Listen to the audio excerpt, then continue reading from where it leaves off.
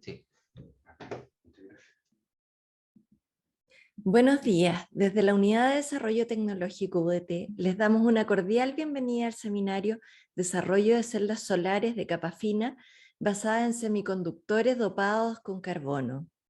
Este seminario forma parte del proyecto apoyado por el Fondo de Fomento al Desarrollo Científico y Tecnológico FONDEF, denominado Desarrollo de celdas solares de capa fina de última generación basadas en semiconductores dopados con carbono.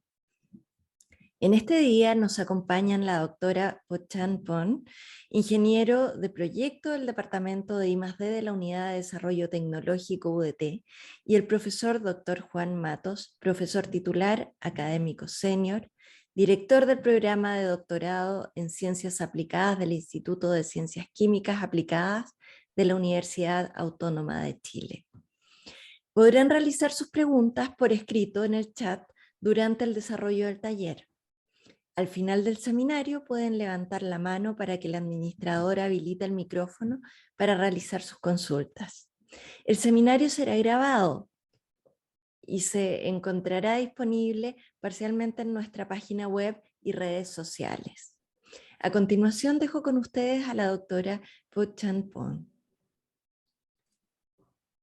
Ok, gracias María Luz, muy buenos días a todos y bienvenidos al evento de cierre del proyecto FONDEF ID15I 20321. A continuación voy a compartir pantalla.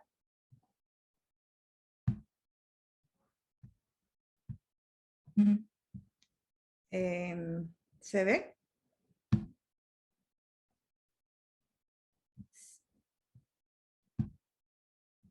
Ok, ahora bien, bueno. Muy buenos días a todos. A continuación les voy a dar una breve descripción y un resumen general de todos los resultados alcanzados del proyecto. Posteriormente, el profesor Juan Matos les presentará todos los detalles técnicos de la investigación y de la ejecución. Okay. A contarles que el presente proyecto fue adjudicado en el segundo concurso de ideas en 2 etapas del Fondo de Fomento al Desarrollo Científico y Tecnológico FONDEF, siendo la Universidad de Concepción la institución beneficiaria. Además de esto, también contamos con el apoyo de la Universidad Autónoma de Chile como entidad colaboradora y a la empresa Tesla Energy como la empresa asociada del proyecto. La segunda etapa de este proyecto FONDEF inició su ejecución el 30/11 de 2018 y finalizó el 29 de octubre de 2021. Es decir, con un tiempo de ejecución de 35 meses debido a la crisis sanitaria por la pandemia COVID-19 y también por el estallido social del año 2019. ¿Ya? En cuanto al presupuesto del proyecto, al momento de la adjudicación y según convenio firmado, tenemos los siguientes montos. A contar que el monto de subsidio de FONDEF fue de 149.940.000 pesos. Y en cuanto al aporte pecuniario de la empresa asociada, este fue de 43 millones. El aporte valorizado de la beneficiaria, en este caso la Universidad de Concepción, fue de 21.500.000 pesos. Asimismo, los gastos financiados y reales ejecutados del proyecto fueron los siguientes. En el caso de subsidio FONDEF, los gastos alcanzó los 149.313.913 pesos.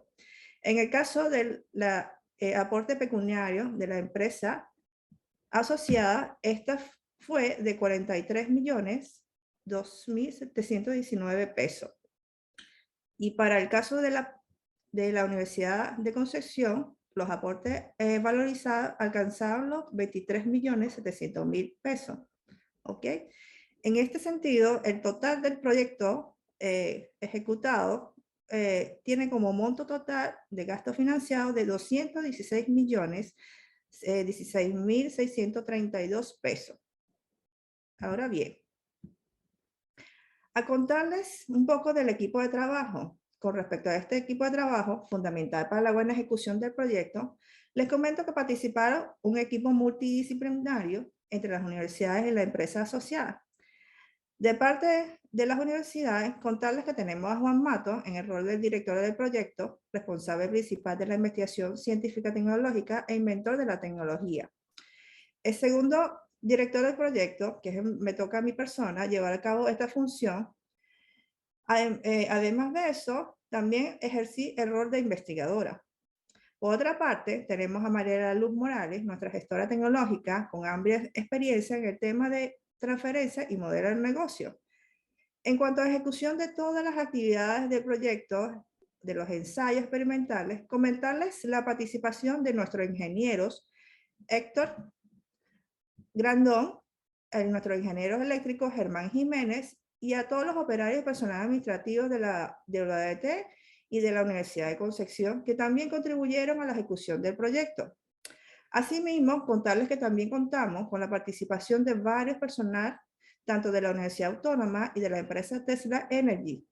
A destacar el rol del postdoc joven Julio Ursúa y el gerente general de Tesla Energy, Eduardo García Villalta, y su equipo de ingenieros, quienes nos apoyaron y realizaron las actividades de validación de prototipo final. Esto fue solo posible porque la entidad asociada Tesla Energy es una empresa destacada y con amplia experiencia en el tema del proyecto solares. Se deja información relevante de la empresa para quienes estén interesados en proyectos solares. ¿Ok? En cuanto al objetivo del proyecto y de los resultados de producción que se planteó al inicio, a contarles que el objetivo general de este proyecto consiste en lo siguiente: desarrollar materiales a base de semiconductores dopados con carbono, bioinerte y de bajo costo, para su empleo como electrodos en celdas fotovoltaicas de capa fina de última generación. En este sentido, la primera etapa de la investigación científica, logramos desarrollar protocolos para alcanzar la fabricación de esferas híbridas de dióxido de titanio y dióxido de zinc topada con carbono proveniente de la biomasa, y además de eso se construyó una célula solar a escala de laboratorio cuya dimensión es de 5 por 5.5 centímetros. En este sentido, durante la ejecución de la primera etapa del proyecto, logramos alcanzar los resultados de producción, que es la que se describe a continuación, el cual consiste en la preparación de materiales híbridos a base de carbono, dióxido de titanio y óxido de zinc, y la celda solar, prototipo celda solar JM Photosol, escala de laboratorio como prueba de concepto. ¿Ok?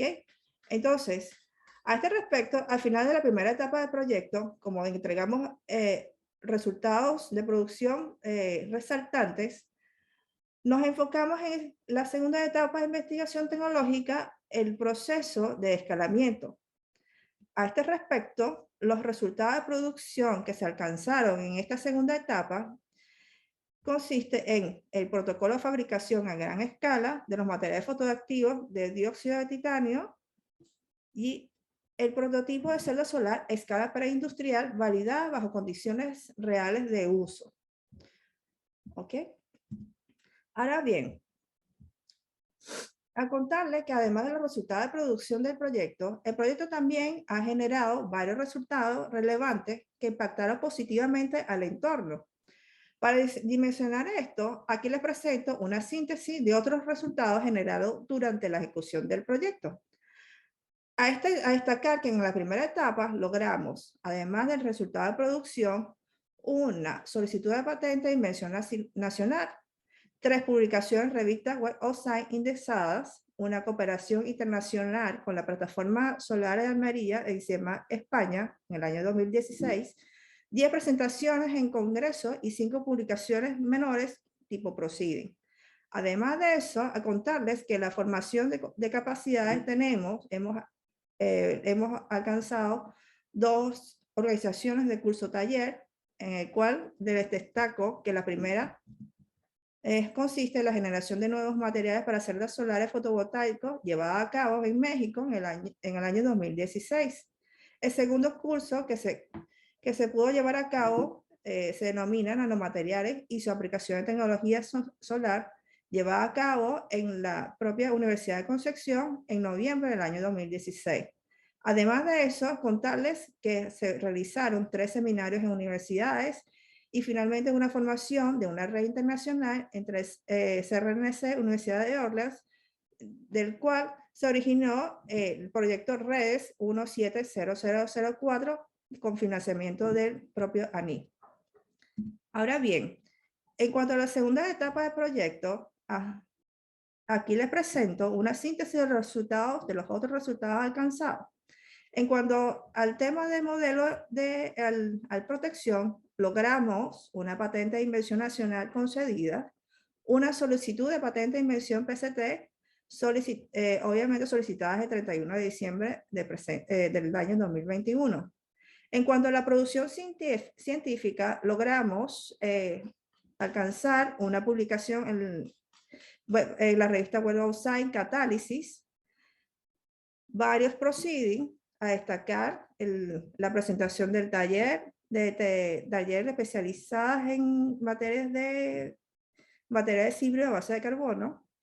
Y además de eso, tenemos una formación de capacidades, del cual consiste en la tesis de la estudiante de doctorado en energía de la Universidad de Concepción, Paula Muñoz Flores. Finalmente, en atención al tema de la transferencia tecnológica, hemos propuesto el siguiente modelo de negocio, posterior a la ejecución de las últimas actividades de certificación. Este modelo que aquí planteamos considera la transferencia de la tecnología del material fotoactivo y del diseño de la celda desde la Universidad de Concepción hacia una empresa de base tecnológica o spin-off interesado en la producción de este material. Cabe señalar que la empresa Tesla Energy tiene la prioridad de la transferencia de la tecnología y por lo tanto podrá ser la empresa productora del material si así lo desea. En cuanto a los potenciales clientes del material fotoactivo, el cual representa el desarrollo más importante e innovador del proyecto, están las empresas fabricantes de los paneles solares y a todas aquellas empresas demandantes de semiconductores fotoactivos, lo que representa el potencial de escalamiento y masificación de nuestra tecnología. En cuanto a la fabricación del panel solar, esto deberá subcontratarse inicialmente a una empresa productora en China, donde está la capacidad productiva para grandes volúmenes y a un costo competitivo. A nivel local, no existen plantas productoras de las celdas solares. En este sentido, el montaje de una planta productora en Chile no es complejo, pero se requiere una inversión inicial importante según nuestro estudio de factibilidad económica. De hecho, lo más relevante en el proceso productivo de la celda es y seguirá siendo el material fotoactivo, que es el semiconductor, que lo contiene, el cual representa el aspecto diferenciador de cualquier panel solar. Finalmente, el segmento de clientes del producto final, que es la celda solar, serán las empresas que implementan las soluciones y proyectos de energía solar fotovoltaica, dentro de las cuales también participa la empresa Tesla Energy, que es nuestra empresa asociada. Estas empresas podrán comercializar el producto a todos los usuarios interesados en generar energía eléctrica mediante el uso de celdas fotovoltaicos. En este sentido, todos los usuarios finales serán entonces las industrias, las instituciones públicas y todos los proyectos residenciales. Bueno, ahora no me queda más nada que comentar. Gracias por su atención y ahora le cedo la palabra a María de la Luz Morales. Muchas gracias, Pochan. A continuación, dejaré con ustedes al profesor Dr. Juan Matos. Vale, muchas gracias, María de la Luz y Pochan, por toda la colaboración, la amistad y el trabajo que hemos podido desarrollar de forma armoniosa en los últimos años. Agradezco la presentación del proyecto desde su primera etapa hasta el momento de parte de la profesora, la doctora Pochan Pung. Voy a compartir mi presentación para profundizar en las partes técnicas, como bien comentó ella, que íbamos a desarrollar, ¿de acuerdo? Voy a tratar de poner esto en modo duplicado para que podamos ver un video que está por allí. ¿Vale? ¿Se ve perfecto ahora sí? Pues muy bien. Como bien mencionó la doctora Pochan, pues básicamente en esta segunda etapa hemos podido desarrollar un prototipo subiendo las escalas y el objetivo principal realmente era el escalamiento del material. El punto neurálgico en una celda solar, básicamente quien tiene la actividad fotónica es el material semiconductor fotoactivo. Y nos concentramos básicamente en la potencialidad que el desarrollo de este material tendría para Chile en general. Más en virtud que hay reservas estratégicas de minerales que contienen titanio, por ejemplo, hay plantas de producción de vidrios, y básicamente lo que había que tratar era de demostrar que tendríamos la habilidad suficiente para poder escalar y desarrollar este proyecto, ¿de acuerdo? Entonces, yo voy a hacer básicamente es una presentación con algunos antecedentes y recordar el problema, oportunidad y los objetivos, mostrar los resultados de producción algunos y los resultados de protección y las conclusiones para luego dar derecho a consulta de nuestros asistentes. Muy bien. Entonces, el primer punto que uno tiene que tener en cuenta es que el consumo energético mundial sigue subiendo desde los mediados del siglo anterior. Pero en los últimos 20, 22 años se puede ver un aumento monotónico que es perfectamente lineal. Y básicamente estamos esperando alrededor de una producción global o requerimientos globales de energía del orden de los 720 BTU para el año 2030. Estos son proyecciones de la Agencia Internacional de Energía. Ahora bien, específicamente Chile tiene previsto un consumo del orden de 111.000 gigawatts horas para el año 2040. Y teniendo en cuenta que prácticamente el sector energético de Chile aporta un 25% del total de emisiones de carbono, es perentorio, es necesario ver este problema como una gran oportunidad. Quizás no es la única, pero quizás es la primera en la que Chile ha aportado y hecho inversiones primarias importantísimas en los últimos 10 años. Y es básicamente la tecnología fotovoltaica. Y la razón fundamental es porque la región de Atacama es la región más caliente del universo, de todo el planeta, con el mayor flujo fotónico, tanto promedio anual como diario. Estamos hablando del orden de 7.5 kilowatt hora por metro cuadrado en promedio diario. A grosso modo, para unas 8 horas de irradiación, esto alcanza cerca de 1000 watts por metros cuadrados, que es prácticamente la definición de un sol de irradiación. Como puede verse aquí, además hay otras regiones con altos flujos fotónicos, pero es justamente en el desierto de Atacama donde se obtienen las mayores radiaciones a nivel mundial. Interesante resaltar que el 70% de la población mundial vive en esa franja solar y aún así hay regiones que están desprovistas de energía, ¿no? Por lo tanto, la energía solar fotovoltaica exhibe hasta la fecha aún la mejor perspectiva de inversión y crecimiento. Por supuesto, vienen otras tecnologías apuntando en los próximos años a contribuir también a la matriz global energética como el hidrógeno verde.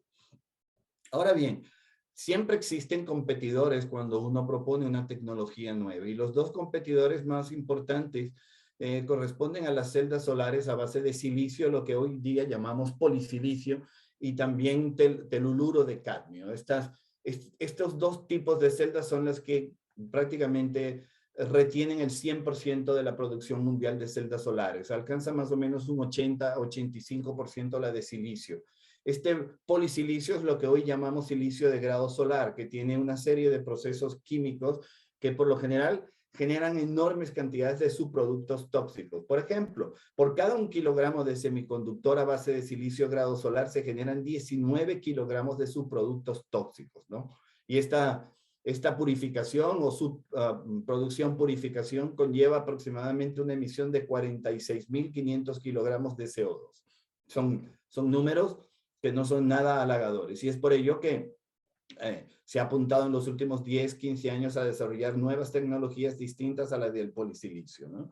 La metodología realmente final de purificación para llegar a esas barras de oro, esas barras de silicio de grado solar, es un proceso conocido como proceso Siemens y por lo general pues requiere temperaturas de calentamiento entre 1000 a 1200 grados centígrados, lo que genera un alto consumo energético. Entonces, estas son las desventajas de la tecnología, aun cuando todavía es la que predomina en el mercado.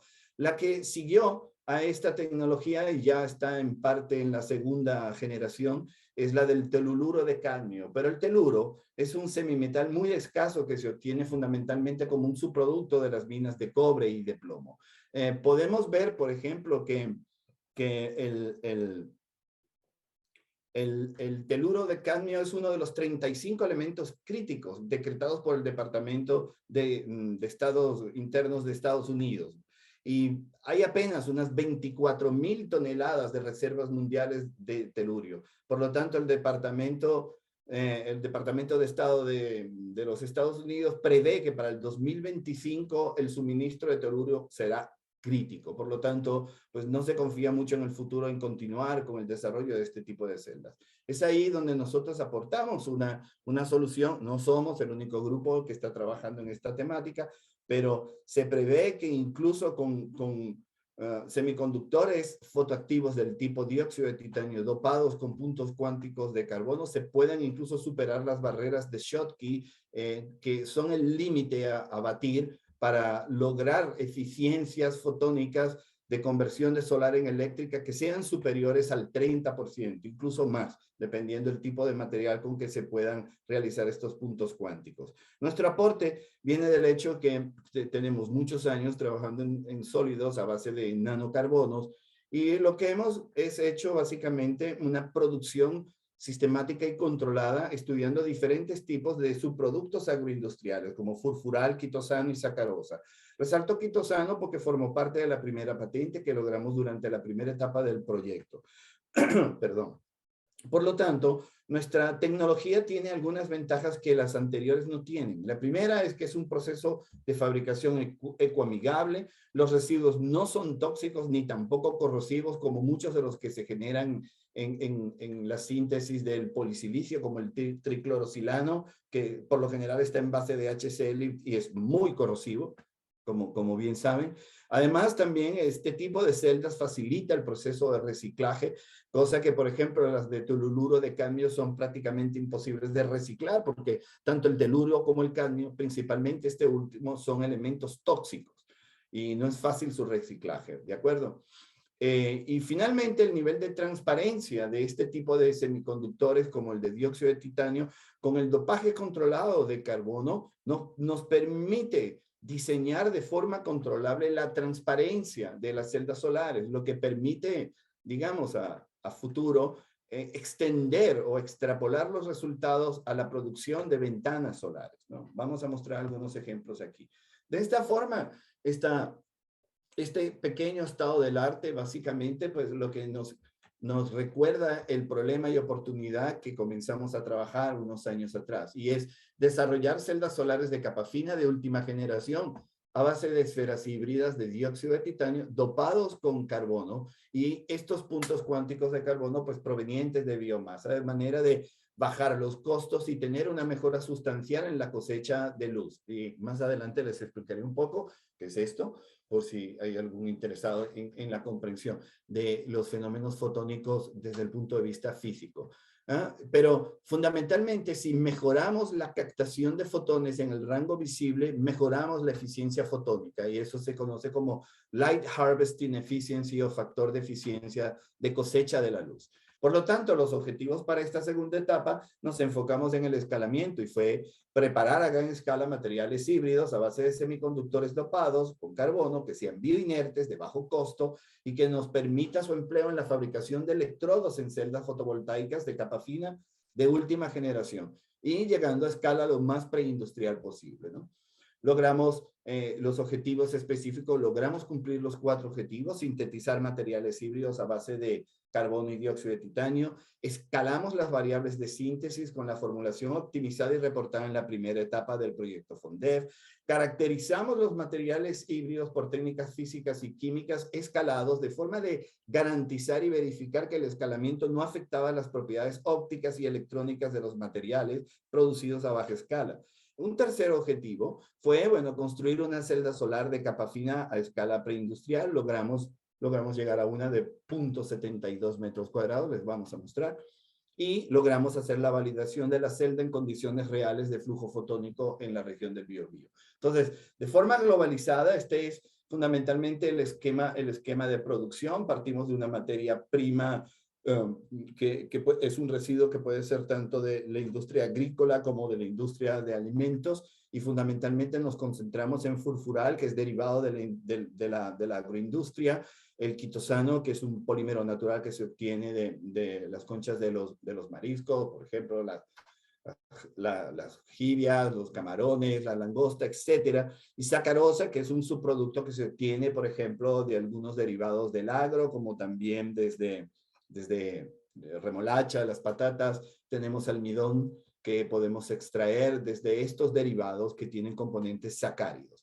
Poner un ejemplo, para el caso de quitosano, que fue donde concentramos la primera etapa del proyecto, se producían en el año 2017 8 millones de toneladas de quitosano extraído justamente de residuos de biomasa animal en este caso, ¿de acuerdo? Entonces, una vez seleccionados estos subproductos por las razones mencionadas, pues básicamente comenzamos a hacer la síntesis vía solvotermal en reactores estáticos, cerrados, autoclaves. Posteriormente, pues se hizo un tratamiento térmico de degradación controlada de estos materiales, luego una extracción y purificación, secado en una estufa, en estufas de secado del tipo industrial. Esto es una foto de referencia. Y al final, pues obteníamos materiales con distintas propiedades optoelectrónicas dependiendo el derivado de biomasa que habíamos empleado. Y básicamente el principio es incorporar de manera controlada estos átomos de carbono dentro de la estructura cristalina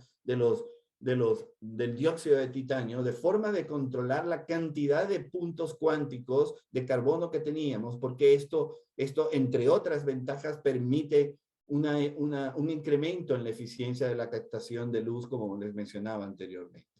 Entonces, básicamente, esto es un poco ya más esquematizado lo que hacíamos realmente en el laboratorio. Pueden ver el escalamiento. Llegamos a tener escalamientos de volumen importante, en donde controlamos el volumen de llenado, la temperatura de reacción, el tiempo de reacción y el tipo de precursor. Entonces, simplemente trabajamos en ambientes muy bien controlados de temperatura, rango isotérmico perfectamente controlado, con relojes y controladores de tiempo y temperatura. Hicimos luego simplemente técnicas de separación empleando dispositivos adaptados para la separación de nanopartículas. Posteriormente hicimos procesos de pirólisis o calcinado para hacer variaciones estructurales y de composición en la química, porque no podíamos permitirnos excesos de carbono para inhibir justamente el sobrecalentamiento de la celda por la absorción de los rayos infrarrojos. Y al final pues obteníamos un material semiconductor. El procedimiento está esquematizado, es sencillamente una suspensión y disolución de los reactivos en el solvente elegido, que en este caso trabajamos con etanol de grado absoluto, y básicamente durante el inicio de la reacción comienza pues una implosión dentro del lecho de reacción, que posteriormente llega a una condensación y los materiales comienzan simplemente a sedimentar por floculación dentro del propio autoclave. Y eso es básicamente la técnica. Pudimos hacer escalamientos de hasta 50 veces en volumen y pudimos demostrar que los rendimientos se mantenían tanto en quitosano como en furfural. Vean que la reproducibilidad, aún escalando 50 veces el volumen, no se veía alterada, tampoco en el caso de quitosano. No así para el componente sacárido, porque básicamente, pues, el sacárido tiende a flocular mucho más rápidamente que los demás sólidos por la alta viscosidad que tiene la sacarosa, y en consecuencia en altos volúmenes de escalamientos pues comenzaba a haber como un recocinado del sólido y los rendimientos disminuían. Aún así, el rendimiento con un escalado de 20 veces en volumen es incluso superior al del furfural. Las de furfural son impecables, igual que las de quitosano. Y entonces, pues nos concentramos mucho en seguir trabajando con esos dos tipos de celdas, pero no descartamos ninguna para los prototipos. Hicimos una demostración de facto en donde básicamente si el comportamiento fotónico se puede demostrar con una reacción fotosensible sencilla, como es la degradación de azul de metileno, queda demostrado que los materiales eran ópticamente activos en el rango visible. Aquí trabajamos con un simulador solar que lo que tenía era una franja de un 5 a 7% de luz ultravioleta y todo el resto de la radiación era radiación visible. Entonces, ya sabiendo esto, comenzamos a hacer un poco de caracterización físico-química más avanzada. Pero en todos los casos, logramos ver que los materiales calcinados a baja temperatura, calcinados a alta temperatura o pirolizados a alta temperatura, todos ellos mostraron actividad fotónica, por lo tanto quedaba demostrada la fotoactividad de los materiales escalados.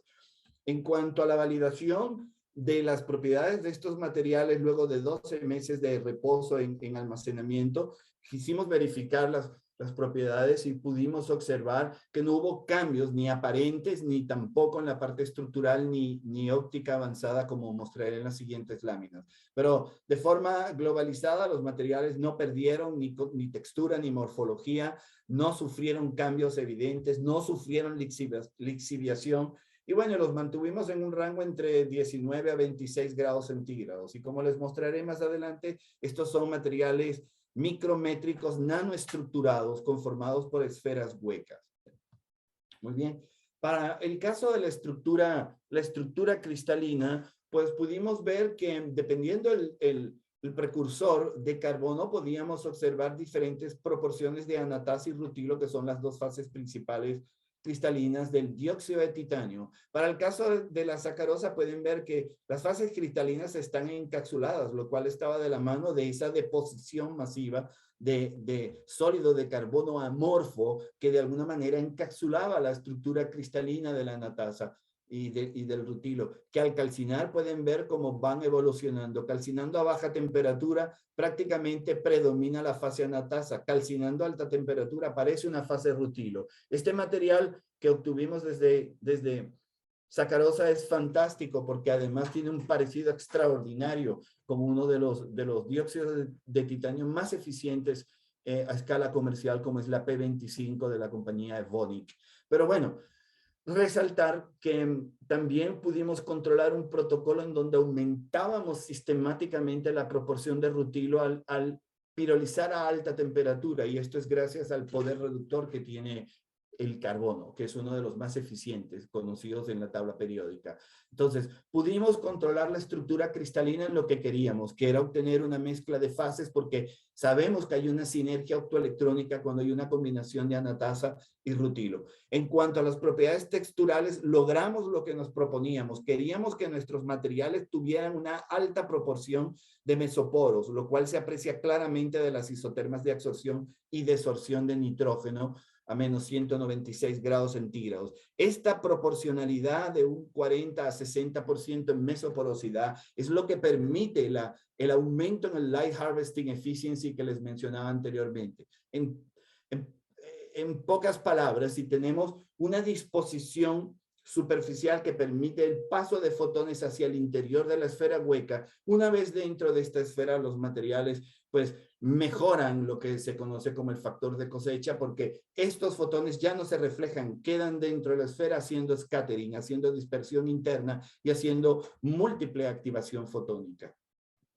En cuanto a la activación óptica, pudimos ver aplicando pues la función de Kubel-Kamonk de la refractancia difusa, que dependiendo del tipo de pretratamiento podíamos observar corrimientos hacia el visible o incluso tener tanto exceso de carbono que teníamos un corrimiento hacia el infrarrojo. Y estos materiales que no serían los más útiles, los que tienen el corrimiento al infrarrojo para una celda solar, tendrían una aplicación mucho más importante en otro tipo de dispositivos solares. Pero lo que nos compete como celdas solares, pudimos demostrar que las oxidaciones controladas a baja y alta temperatura nos permitía el control del quemado interno de la estructura. Y desde este tipo de sólidos esféricos, que donde se podía apreciar ya que había una estructura core shell, pudimos controlar el espacio interno controlando los factores de pirólisis, ¿vale? Entonces luego, en la actividad 3, pasamos a la preparación y el análisis electroquímico de los fotoelectrodos, y para esto comenzamos a usar un equipo de litografía automático, un film coater que se conoce como técnica Dr. Blade, en donde podemos tener la posibilidad de preparar electrodos desde 1 por 1 centímetro hasta 30 por 30 centímetros. Ese era el límite para este equipo. Hay equipos de litografía mucho más grandes que fueron los que tuvimos que subrentar para llegar al prototipo grande de 0.72 metros cuadrados. Pero básicamente la técnica es esta. Uno con estos anillos que tiene acá, uno puede controlar el espesor de la película con una pasta que uno prepara externamente. Una vez que se ha depositado esta película, como pueden verla aquí, pues la metemos en una cámara de vacío y hacemos un secado controlado para evitar oxidación de los puntos cuánticos de carbono, y posteriormente hacemos un cocinado. Pues las cocinamos y generamos lo que es el fotoánodo, que es esa base de dióxido de titanio dopado con carbono, que le hemos llamado carbono X, porque la X pues representa el diferente tipo de precursor que hemos usado, furfural, quitosano o sacarosa. En los primeros electrodos normalizados a 1 centímetro cuadrado, primero nos aseguramos de que nuestro simulador solar correctamente venía calibrado para un sol de irradiación, e hicimos seguimiento durante un día completo desde el inicio de su encendido, y podemos ver que en promedio pues estamos en el orden de los 998 watts metros cuadrados, un poco por encima a los 1000 watts, pero estamos en el orden de un sol de irradiación, por lo que nuestra respuesta optoelectrónica de potencia la podemos normalizar contra un sol de irradiación. Para todas las series de electrodos preparados, pudimos calcular el factor de eficiencia en la conversión solar en eléctrica, y observamos que cada una de las series C1, C2, C3 para furfural, quitosano y sacarosa respectivamente, pues teníamos 2 electrodos que eran buenos candidatos, que eran dignos de escalarlos a la siguiente etapa. Entonces nos quedamos con esos 6 materiales, y una vez que pasamos a esos 6 materiales, pues seguimos haciendo los Dr. Blade. Aquí ya tenemos las celdas de 30 por 30, en donde incluso un par de ellas se les han acoplado luces LED y se les puso una lamparilla. Básicamente el procedimiento está diagramado aquí. Tenemos un vidrio conductor a base de óxido de estaño dopado con flúor, en donde ponemos una primera capa de dióxido de titanio dopado con carbono. Esto es lo que compone el fotoánodo. Luego poníamos un conductor metálico a base de carbono, evidentemente, y luego pues poníamos un encapsulante que es una película a base del polímero PBB, y finalmente un vidrio trasero con su caja de conexión y el diodo que nos permitía pues hacer el análisis electroquímico correspondiente. Estas celdas de 30 por 30 centímetros tenían un área aproximada de 0.1 metro cuadrado, y esto es lo que se observa. La que logramos escalar después a casi 1 metro cuadrado es esta que está aquí abajo, que la verán mucho mejor en las siguientes láminas. Pero para la de 30 por 30, entonces, disculpen, logramos verificar su comportamiento tanto con el simulador solar en condiciones de 1000 watts por metros cuadrados, un sol de irradiación. Hicimos ensayos ya en condiciones solares reales en San Pedro de la Paz, en la región de Biobío. Era un día que estaba pues un poquito nublado, pero teníamos una condición de 450 watts por metros cuadrados, aun cuando era mediodía. Esto es un flujo fotónico bastante bueno para hacer. Era invierno cuando estábamos midiendo esto lo hicimos en casa. Y pueden ver cómo están encendidas correctamente las LED aquí. Aquí también habíamos encendido una especie de conector UV que es como una lamparita. Y bueno, están las plantitas de mi casa. Y logramos buenos rendimientos fotónicos en varias de las celdas que habíamos elegido, pero la mejor de todas correspondía a la de dióxido de titanio producido desde furfural, con el residuo furfural. Las razones las podemos conversar en privado si alguien tiene alguna duda, puesto que esto está en protección intelectual en este momento, pero puedo dar algunos datos como corresponde, ¿de acuerdo? Pero como era de esperarse, en todos los casos hubo una caída importante en la eficiencia fotónica. Cada vez que uno escala, cuando uno tiene que aumentar el área de cubrimiento, se pierde lo que se llama eficiencia en el bordering, es eficiencia en la conexión intergranular de las nanopartículas, y al mismo tiempo la fracción de llenado con el polímero no es tan eficiente. Pensábamos que podíamos llegar a ser muy eficientes, y fuimos lo suficientemente eficientes pero a nivel comercial hace falta una máquina que es la que realmente hace este llenado y prensado de forma automática. Aún así, logramos resultados muy buenos, con una caída de tan solo 19 al 14%. Por lo tanto, nos quedamos felices con con este material. Pasamos a la siguiente etapa. Voy a quitar el pointer para que podamos ver el video. Pueden ver, estábamos haciendo la primera etapa de verificación de la celda de 0,72 metros cuadrados que produjimos con ese material optimizado hasta 30 por 30 centímetros. Y esto lo hicimos en San Pedro de la Paz, en todo un día de rango, verificando simplemente que todo el sistema estuviera funcionando bien. Aquí se ve la corriente de cortocircuito, el voltaje. Y con estos datos, pues pudimos ver que aparentemente esta celda podía trabajar en el orden del 13% de eficiencia. Entonces, posteriormente hicimos un estudio mucho más detallado a lo largo de todo un día y con las curvas de I versus B, pues pudimos calcular, conociendo los voltajes de máxima potencia y la corriente de máxima potencia, redirigidos en términos del potencial de circuito abierto y de la corriente de cortocircuito, en cada uno de sus puntos de inflexión pudimos calcular los voltajes de máxima potencia y la corriente de máxima potencia. Y desde allí, pues calcular la potencia. Y una vez que teníamos esta potencia, les mostraré más adelante, con esta potencia, cuando la normalizamos al área de captación solar específica de esta celda, que es de 0.72 metros cuadrados, pues logramos obtener un factor de conversión o factor de eficiencia en la conversión de solar en eléctrica de cerca de un 13%. Ya, una vez que estuvimos felices y seguros que esto estaba funcionando bien, vean que esto está apenas ahí sostenido con una cajita, dando el mejor ángulo posible de captación de fotones según la geografía en Biobío. En San Pedro está en el orden de los 28 a 30 grados latitud sur.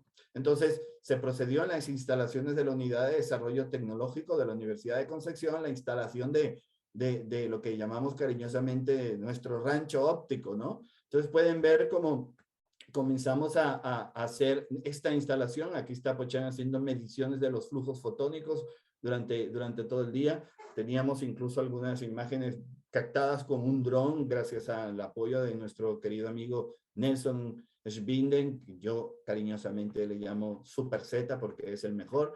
Pues vean, aquí está el personal técnico de la universidad y trabajando con la compañía Tesla. Se logró la instalación de este prototipo que se le llamó JMPSL y pues lo colocamos en la inclinación geográfica correcta para la región de Coronel en el Biobío, 29 grados latitud sur, con un azimut del orden de menos 14 grados, visto en dirección hacia el este. Y pues bien, el cajetín eléctrico pues está conformado por un controlador de carga solar Victron y un sistema de monitoreo Victron que nos permitía recibir los datos de forma automatizada a través de Bluetooth, puesto que en esta parte pues pueden imaginarse no teníamos conexión inalámbrica allí, no teníamos red allí, pero pudimos hacerlo. Y recibiendo todos estos datos entre un rango de 9 de la mañana a las 5 de la tarde, pues pudimos calcular con las curvas IBE todos los parámetros electrónicos que necesitábamos para calcular la eficiencia de esta celda solar de 0,72 metros cuadrados. Quiero resaltar un factor, el factor de llenado que está aquí, nos mostró una desviación de apenas, con un error absoluto de apenas un 1%.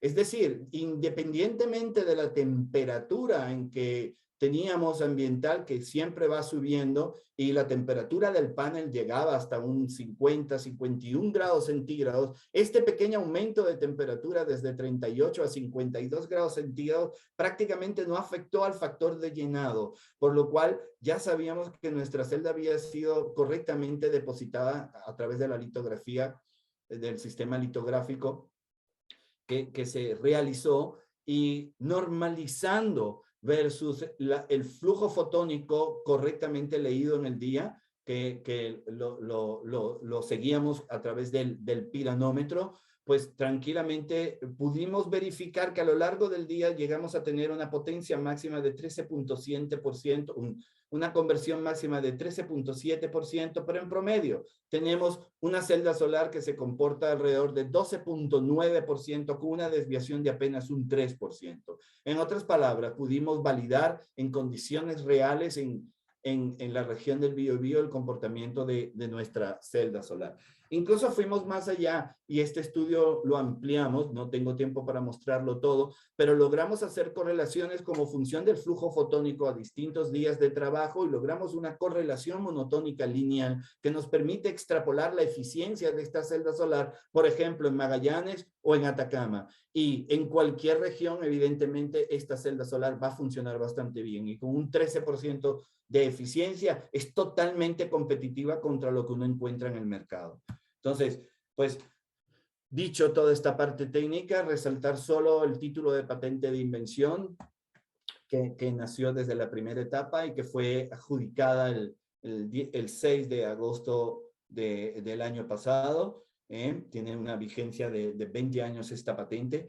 Y como bien les mencionó Pochian, el 31 de diciembre, así como para irnos felices a disfrutar la fiesta de fin de año, se postuló una patente internacional, una PCT, y bueno, ahora estamos a la espera simplemente de las respuestas de los revisores, que como bien saben, suele tomar mucho tiempo. Entonces, quisiera simplemente robar un minuto más de su tiempo y hacer un pequeño resumen en forma de conclusiones. Logramos los dos resultados de producción. Optimizamos y validamos el protocolo de producción a gran escala y logramos demostrar que no se pierden propiedades optoelectrónicas en ese escalado, en el escalado que hemos mostrado. Y que además las propiedades físico-químicas y ópticas electrónicas son reproducibles y cualquiera de los tres residuos agroindustriales son totalmente útiles.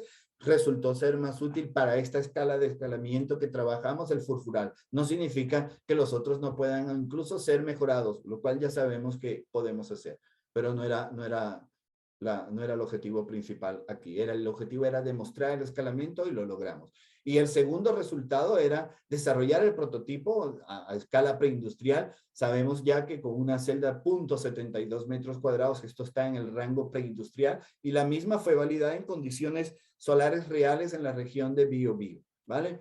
Esta celda, este prototipo JMPSL tiene un área de exposición de 0.7 metros cuadrados, una eficiencia máxima llegó a cerca del 14% y en promedio a un 13% en condiciones solares reales a lo largo del día. Y como les decía, tenemos una patente ya adjudicada y una segunda patente internacional en camino.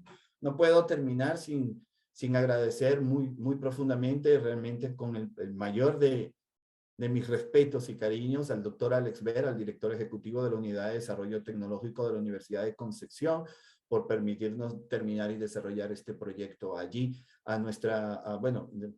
Por decir nuestra, porque yo trabajaba en la Universidad de Concepción, pero a nuestra amiga María Andrea Rodríguez Tastés, que es la vicerrectora de Investigación y Desarrollo de la Universidad de Concepción, a los compañeros que colaboraron en esto, en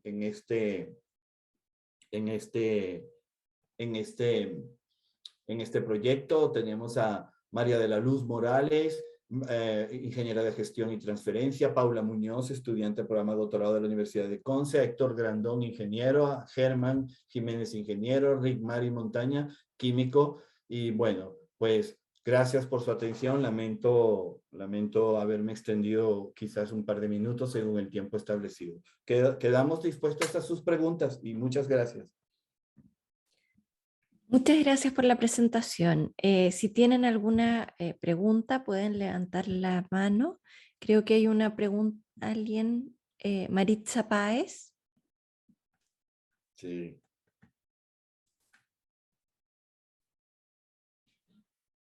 Maritza, abre tu micrófono. Sí, ok.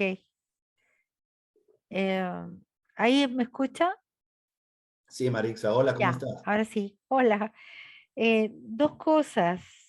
La primera es, y si te pongo en problemas, si lo pongo en problemas, doctor Mato, le pido disculpas, pero ¿por qué es mejor el furfural? Esa es una. Y la segunda, ¿cuál es la vida útil de estas celdas solares?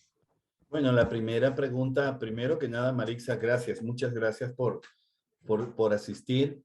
Es un honor tener las preguntas de una investigadora tan reputada de la Universidad de Santiago de Chile como la profesora Marixa Páez, especialista mundial en mineralogía, realmente en minería y en sistemas cerámicos, etcétera. Es un honor tus preguntas. La primera pregunta se responde sencillo y no me compromete en nada porque eso está en la literatura. El furfural tiene un flash point muy bajo, del orden de los 60 grados centígrados. Esto me permite sencillamente generar una implosión muy, muy rápida de las moléculas del aldehído que conforman el furfural. Consecuencia de ello, la deposición y luego recondensación de estos átomos de carbono en forma esférica es muy, muy eficiente en comparación de los otros dos precursores. No significa que los otros dos precursores no funcionen. Funcionan bien.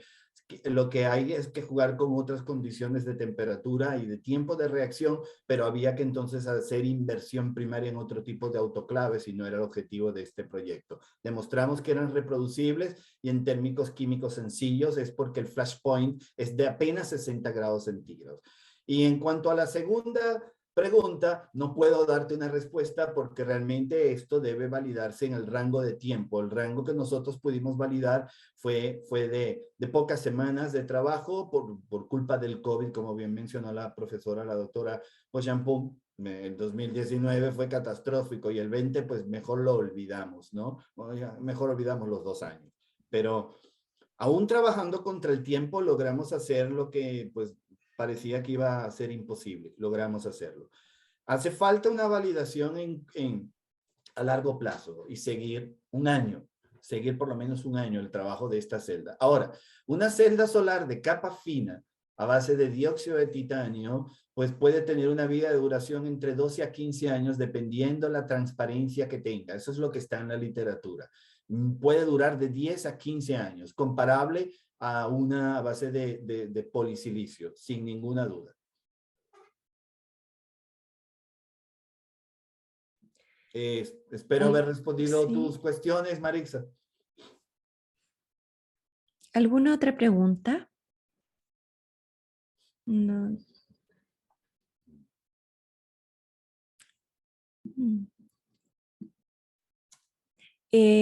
Saed Farán pregunta, gracias por su presentación y resultados del proyecto.